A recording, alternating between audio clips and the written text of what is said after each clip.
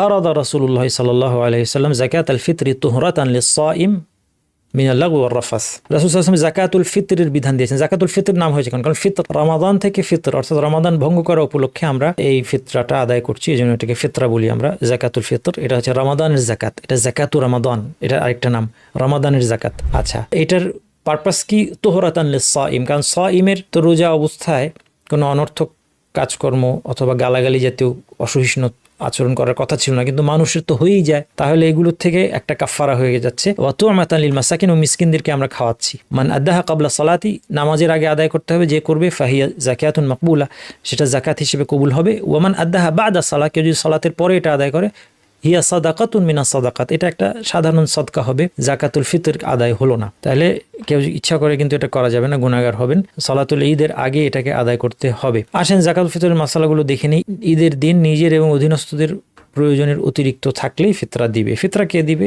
যার নিজের প্রয়োজন এবং পরিবার অধীনস্থদের প্রয়োজন পূরণ করার পরে অতিরিক্ত আছে, কবে? ঈদের দিনটায় তিনি ফিতরা দিবেন। নিজের স্ত্রী সন্তানের পক্ষ থেকে ফিতরা আদায় করবে। একজন ব্যক্তি তার পরিবার কি আছে? স্ত্রী আছে, 2টা নাবালক সন্তান আছে, টোটাল তারা কয়জন? 4 জন। 4 জনের ফিতরা দিবে। 3 কেজি করে চাল, 12 কেজি চাল দিবে। চালের কথাটা আমি সামনে আসছি, অর্থ দেওয়া যায় কিনা আসছে এখন, মানে কাদের পক্ষ থেকে ফিতরা দিতে বাধ্য সেটা বুঝাচ্ছি। ব্যক্তি, তার স্ত্রী এবং সন্তান অপ্রাপ্তবয়স্ক, সন্তানরা বড় হয়ে গিয়েছে, তাদের ফিতরা তারা দিবে। বাবা কিন্তু তার ফিতরা দিয়ে দিবেন না, যদি দিতে চান বলে দিবেন যেন সে নিয়ত করতে পারে। সন্তান বড় হয়ে গেছে, প্রাপ্তবয়স্ক কিন্তু অভাবী, তাহলে তার ফিতরাটাও বাবা দিবেন, ঠিক আছে? আচ্ছা, এখন পরিবারের কর্তা তার স্ত্রী সন্তান বাদে মা বাবা যদি থাকেন তারা সচ্ছল, তারা তাদেরটা তারা দিবেন, এটা নিয়ম। ছেলে আদায় করে দিতে পারেন, চাইলে আদায় করে দিলে অবশ্যই তাদেরটা বলে দিবেন। ভাই বোন আছে একই পরিবারে, আচ্ছা যদি ধরা যায় মা বাবার নিজেদের সম্পদ নাই, অভাবী, মা বাবা আছে, ভাই বোন আছে, তাদের ফিতরা কর্তা, পরিবারের কর্তা ছেলে আদায় করতে বাধ্য কিনা? নিজের স্ত্রী সন্তান এটা তো করবে, কিন্তু তার উপর নির্ভরশীল মা বাবা আছে, একটা ভাই আছে ঘরে, একটা বোন আছে, তাদেরটাও কি সে দিবে? 2টা মত, কেউ বলছেন দিবে, কেউ বলছেন দিতে হবে না। আচ্ছা যাই হোক, যদি দেন অ্যাটলিস্ট জানিয়ে দিবেন, এটা এনশোর করেন। কারণ যদি এমন হয় যে এটা তাদের জন্যই এই ফিতরাটা আপনার জন্য বাধ্যতামূলক না দেওয়া, সেক্ষেত্রে জানিয়ে দেওয়া উচিত, কারণ তারা নিয়ত করবে। অধিকাংশ আলেমের মতে প্রধান খাদ্য দিয়ে ফিতরা আদায় করবে। ফিতরা আদায় কি হবে? খাদ্য দিয়ে। যত হাদিস আছে সবগুলোতে দেখা যায় খাদ্যের কথা উল্লেখ এসেছে। এই জন্য জমহুর আলেম ফোকাহা, যুগে যুগে বেশিরভাগ আলেম বলেছেন খাদ্য দিয়ে আদায় করতে হবে। প্রধান খাদ্য কোন দেশের কোন প্রধান খাদ্য? বাংলাদেশের মানুষ কি খায়? চাল, তাহলে বাংলাদেশে চাল দিতে হবে। বাংলাদেশে খেজুর কিশমিশ দিলে হবে না, কারণ মূল পারপাস হচ্ছে হাদিসগুলো থেকে বোঝা যায় যে দেশের যে প্রধান খাদ্য, যে সময় মানুষ কিসমিসটা তাদের স্টেপল ফুড ছিল। হ্যাঁ, কিসমিস কিন্তু এখন কোনো স্টেপল ফুড না। কিসমিস কই দেন আপনারা? সেমাই বানান ঈদের দিন, সেমাইয়ের মধ্যে কিসমিস দেন, এটা শখের জিনিস। কোনো ক্ষুধার্ত ব্যক্তিকে যদি আপনি কিসমিস খেতে দেন তখন সে আপনার উপর রাগ করবে। বাংলাদেশের মানুষ কিসমিস খেয়ে ক্ষুধা নিবারণ করে না, বাংলাদেশের মানুষ চাল দিয়ে ভাত খেয়ে ক্ষুধা, এই জন্য বাংলাদেশের জন্য চাল। যেই সময় কিসমিস প্রচলন ছিল, যে সময় খেজুর প্রধান খাদ্য ছিল, সেই জায়গায় খেজুর। এটা হচ্ছে মূল কনসেপ্ট, ইনশাল্লাহ এটাই সঠিক। তাহলে চাল দিয়ে আদায় করবেন। বাংলাদেশে অর্থের দ্বারা ফিতরা আদায়ের বিধান কি বলছি, ভালো করে শুনেন। সাহাবীদের সময় অর্থের দ্বারা ফিতরা আদায় হয়েছে, এটার প্রমাণ আছে, যদিও নবী সাল্লাল্লাহু আলাইহি ওয়াসাল্লামের হাদিস পাওয়া যায় না, কিন্তু কি প্রমাণ আছে? আবু ইসহাক আস-সাবিঈ, একজন বিখ্যাত তাবী, তিনি হাদিস বর্ণনা করেছেন যে তিনি পেয়েছিলেন হচ্ছে খুলাফা রাশিদিনের শেষের দিকে, আলী রাদিয়াল্লাহু আনহু শেষের দিকে, অর্থাৎ তখন অনেক সাহাবী উপস্থিত। তিনি বলছেন যে তারা সেই যুগের মানুষ শস্যের বিনিময়ে টাকা দিয়ে, অর্থ দিয়ে ফিতরা আদায় করতেন। এটা বিশুদ্ধ বর্ণনা, এটা সাব্যস্ত হয়েছে, হাসান বর্ণনা, হাসান বা সহিহ। আচ্ছা, তার মানে কি? তার মানে সাহাবীদের জীবদ্দশায় এটা ঘটেছে। এরপর আল হাসান আল বসরি, তিনি একজন তাবী, তিনি এর পক্ষে মত দিয়েছেন। ওমর ইবনে আব্দুল আজিজ, বিখ্যাত তাবী, আপনার তার নাম জানেন, যাকে 5ম খলিফায় রাশিদ বলা হয়, তার এটার পক্ষে মত আছে। এই জন্য কেউ যদি টাকা পয়সা দিয়ে ফিতরা আদায় করে, অর্থ দিয়ে করে, তারকে ভুল বলতে পারবেন না, তার সাথে ঝগড়াঝাটি করবেন না। এবং মাসলাহাতের ক্ষেত্রে যখন দরিদ্রদের জন্য এটাই বেশি উপকারী, তখন ইবনে তাইমিয়ার মতো মানুষ এটাকে জায়েজ মনে করেছেন। সুতরাং এটা কোনো ঝগড়াঝাটির বিষয় না। এগেইন, আপনি, আপনার জন্য আমার রেকমেন্ডেশন, আমার নিজের জন্য, আপনার জন্য, যে আমরা সেফ সাইডে থাকতে আমরা চাল দিয়ে দিই।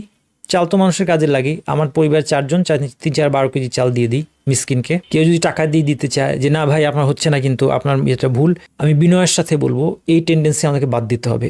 যত বড় আলেমই বলুক, অনেক বড় আলেমদেরকে আপনারা শুনেছেন খুব শক্তভাবে বলতে যে এগুলো কিচ্ছু হয় না, টাকা পয়সা দিলে কিচ্ছু হয় না। এগুলো আমি মনে করি এই পজিশনগুলো আলেমদের জন্য মানায় না। তাদের প্রতি ডিউ রেসপেক্ট রেখে আমি বলি যে এই ধরনের এক্সট্রিম পজিশন ফিকহি মাসালায় নেওয়া যে উচিত না, এটা তাদের সবার আগে বোঝা দরকার। বেশিরভাগই বুঝেন, কিন্তু দুই একজন আমি বলছি যে এমন কোনো দুই একজন আলেম থাকতে পারেন যে খুব শক্ত হয়ে বলেছেন। আপনার প্রিয় আলেম শক্ত হয়ে বললেও আপনি কিন্তু আলেম না, আপনি শক্ত হয়ে যাবেন না।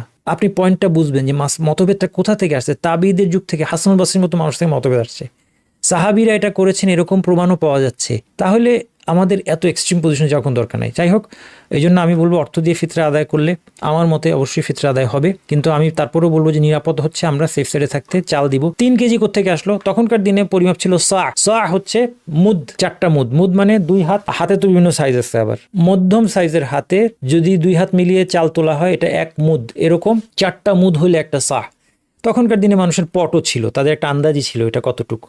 তো সেটা এখনকার পরিমাপ করতে গিয়ে বিভিন্ন ধরনের 2 কেজি থেকে 3 কেজির বিভিন্ন মাপ পাওয়া যায়, কারণ আলেমরা অ্যাপ্রক্সিমেট করতে গিয়ে এটাকে কি করেছেন, তাদের মধ্যে মতভেদ হচ্ছে, খুব স্বাভাবিক। এর মধ্যে সবচেয়ে বেশিটা হচ্ছে 3 কেজি, হ্যাঁ, যেটা লাজনা দাইমা সৌদি আরবের স্থায়ী ফতোয়া কমিটি তাদের মত হচ্ছে 3 কেজি। এটা সেফ, এটা যেহেতু সবচেয়ে বেশি এটা সেফ, এই জন্য এটা দিয়ে দিই আমরা, 3 কেজি করে দিয়ে দিই। সাথে চালের সাথে মানুষ শুধু চাল খায় না, সাথে ডাল ইত্যাদি দিলে আরও ভালো। চাল, ডাল, গোশত যে যা পারেন, বেশি আল্লাহর রাস্তায় বেশি দিলে আরও ভালো, যেহেতু খাদ্য দিতে বলা হয়েছে। ঈদের সালাতের পূর্বে আদায় করতে হবে, ঈদের সর্বোচ্চ 3 দিন আগে আদায় করা যাবে। ইবনে ওমর 1 বা 2 দিন আগে দিতেন, কোন কোন হাদিস থেকে ইশারা পাওয়া যায়, বোঝা যায় যে 3 দিন আগে পর্যন্ত দেওয়া যায়। 3 দিন আগে মানে 28শে রমাদানের আগে দিবেন না। কারণ কি, যদি 27শে রমাদানে আপনি দেন আর যদি মাস 30-এ হয়, তাহলে 27-এর পর 28, 29, 30, ঈদের দিন 1, 4 দিন চলে গেল। এই জন্য আপনি 28শে রমাদানের আগে দিবেন। 28 রমাদান মানে কি, 27 যে রোজাটা রেখেছেন এই রোজার দিন সূর্য ডুবার পরে দিবেন, এর আগে নয়। যদি সবচেয়ে আগে, এর আগে দিবেন না। ফিতরা মিসকিনকে দিতে, অভাবী মুসলিমদের মধ্যে যারা অভাবী মিসকিন, তারা হতদরিদ্র হতে পারে, আবার এমন হতে পারে যে মিসকিন মানে কি, তার আয় আছে কিছু কিন্তু তার আয় তার জন্য যথেষ্ট নয়, তাকেও দেওয়া যাবে। একাধিক ব্যক্তিকে একজনের ফিতরা এবং একজনকে একাধিকের ফিতরা দেওয়া যাবে। একাধিক ব্যক্তিকে একজনের ফিতরা কিভাবে দেওয়া যাবে? ধরা যাক আমার পরিবার শুধু আমি আছি, 3 কেজি চালই দিব, কিন্তু 3 কেজি চাল আমি 6 জনকে দিলাম, আধা কেজি করে দেওয়া যাবে, কোনো অসুবিধা নাই। আবার আমার পরিবারের 4 জনের 12 কেজি চাল আমি মনে করলাম পুরো 12 কেজি একজনকে দিয়ে দিই, এটাও দেওয়া যাবে, কোনো অসুবিধা নাই। সুবহানাকাল্লাহু ওয়া বিহামদিকা আশহাদু আল্লা ইলাহা ইল্লা আনতা আস্তাগফিরুকা ওয়া আতুবু ইলাইক।